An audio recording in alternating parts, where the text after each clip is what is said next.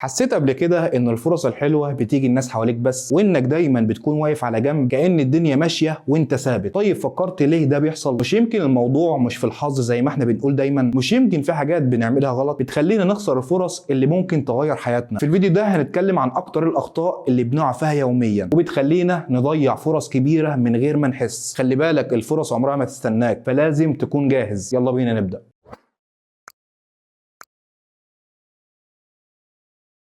بص يا صاحبي، كلنا عارفين ان الفرص مش بتيجي كل يوم، وممكن تكون مستني حاجه تغير حياتك لكن في الاخر تلاقي نفسك بتضيعها من غير ما تاخد بالك. ليه؟ عشان في شويه اخطاء بنعملها يوميا، حاجات ممكن تكون بسيطه بس تاثيرها بيكون كبير جدا. احنا كشباب عندنا عاده سامه جدا اسمها التسويف. كل حاجه بنقول عليها بكره. عايز تتعلم لغه جديده؟ بكره. عايز تبدا مشروع جديد؟ بكره. عايز تبطل عاده سيئه؟ برضه بكره. المشكله ان بكره ده مش مضمون، وممكن اصلا الفرصه تكون راحت لشخص تاني وهو شغال عليها دلوقتي. خلينا ندي مثال بسيط. تخيل انك جالك اعلان عن وظيفه احلامك لكن طالبين شهاده معينه او مهاره. انت بتقول لنفسك سهله، هبدا اتعلمها قريب. فجاه الاعلان يتقفل والوظيفه راحت لشخص بدا يشتغل على نفسه من فتره. الحل انك تبدا فورا. لو عندك اي هدف خد خطوه النهارده حتى لو صغيره، بس المهم تتحرك. كتير مننا خايفين يغلطوا او يتعرضوا للفشل، فبالتالي بنفضل في منطقه الراحه بتاعتنا وما بناخدش اي خطوات جريئه. المشكله ان النجاح مش بيجي غير لما تغلط. تخيل كده طفل صغير بيتعلم يمشي لاول مره، طبيعي هيقع مره واثنين وعشرة لكن في الاخر هيقف ويمشي. حتى اكبر الناس الناجحين في العالم زي اديسون اللي فشل الاف المرات قبل ما يخترع المصباح الكهربائي، كان شايف الفشل على انه خطوه اقرب للنجاح. نصيحتي هنا بدل ما تخاف من الفشل اتقبله واعتبره جزء من الرحله. بص حوالينا هتلاقي اغلب الناس ماسكه الموبايل بالساعات، بتتابع ترندات وتفاهه على السوشيال ميديا. انا مش بقول ان السوشيال ميديا حاجه وحشه، لكنها سلاح ذو حدين. لو مش عارف تستخدمها صح هتلاقي نفسك بتضيع وقتك في حاجات ملهاش قيمه. مثلا بدل ما تضيع ساعتين على انك تتفرج على مقاطع ملهاش اي فايده، ليه ما تستغلهمش في مشاهده فيديوهات تعليميه او تقرا مقال عن مجال شغلك؟ الوقت اللي بتضيعه على السوشيال ميديا هو نفس الوقت اللي ممكن تستغله علشان تجهز نفسك للفرصه الجايه. يا عم حط لنفسك حتى وقت تستخدم فيه الموبايل. ابدا تقلل في التقليب على التطبيقات اللي ملهاش لازمه، واستثمر وقتك في حاجه مفيده. صدق او ما تصدقش، الناس اللي بتقضي معاهم وقتك هم اكبر مؤثر على مستقبلك. لو حواليك ناس سلبيه مشجعه على الكسل او بتقلل من احلامك، طبيعي جدا انك مش هتتحمس لاي خطوه. شوف ناس زي ويل سميث مثلا، كان بيقول انك لازم تقضي وقتك مع ناس بتضيف لحياتك مش بتسرقها. اسال نفسك مين الناس اللي حواليك، وهل هم بيساعدوك تحقق احلامك ولا هم مجرد بيعطلوك؟ لو الاجابه سلبيه يمكن لازم تراجع حساباتك. التفكير الزائد بيخلينا نقف مكاننا ونخاف ناخد اي خطوه بدل ما نتصرف نقعد مكاننا. طيب لو حصل كده، طب لو فشلت؟ الوقت بيضيع واحنا لسه مكاننا. النصيحه هنا فكر لكن بحد. حدد وقت للتفكير واتخاذ القرار، وبعد كده اتحرك فورا. القرار الخاطئ افضل من انك ما تاخدش قرار خالص. احنا عايشين في عالم سريع جدا وكل حاجه حواليك بتتغير. اللي مش بيتعلم كل يوم مهاره جديده او بيطور نفسه هيلاقي نفسه واقف مكانه والدنيا بتعديه. لو فكرت في اي مجال النهارده هتلاقي الناس اللي بتنجح هم اللي دايما بيتعلموا، سواء كورسات اونلاين، كتب او حتى فيديوهات تعليميه. الفكره مش في الكميه، الفكره في الاستمراريه. شوف انت عايز تتعلم ايه وابدا فورا. كتير مننا لما تيجي فرصه صغيره قدامه يقول مش مستاهله او دي حاجه عاديه، لكن الحقيقه ان الفرصه الصغيره دي ممكن تكون البدايه اللي توصلك لحاجه اكبر بكتير. زي حد عاوز يشتغل في مجال معين وبدا يتدرب بسيط جدا، لكن استغل الفرصه واشتغل على نفسه فبقى خبير في المجال ده. ما تستهونش باي فرصه مهما كانت شكلها بسيط. هديك شويه نصايح على السريع كده عشان تتجنب الحاجات دي. 1. ابدا دلوقتي مش بكره. اي خطوه صغيره هتفرق معاك. 2. احضن خوفك وتعلم منه بدل ما تهرب منه. 3. استمر وقتك في تعلم حاجات جديده. 4. خليك وسط ناس بتدعمك وتشجعك. 5. قلل من التشتت وركز على اولوياتك. بص الفرص عمرها ما بتستنى حد، والدنيا مش بتمشي بالراحه. لو فضلت تضيع وقتك في الاخطاء دي هتلاقي نفسك بعد سنين لسه مكانك وناس تانية سبقوك. نصيحتي ليك خد خطوه النهارده حتى لو كانت صغيره. راجع نفسك وشوف ايه اللي بيعطلك وابدا غيره. الدنيا مش هتتغير من نفسها، التغيير دايما بيبدا منك. وبكده يكون وصلنا لاخر الفيديو. ما تنساش بقى اللايك والسبسكرايب في القناه. يلا سلام.